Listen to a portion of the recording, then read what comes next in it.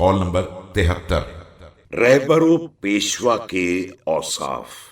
بسم اللہ الرحمن الرحیم۔ من نصب نفسه للناس إماما فليبدأ بتعليم نفسه قبل تعليم غيره، وليكن تأديبه بسيرته قبل تأديبه بلسانه۔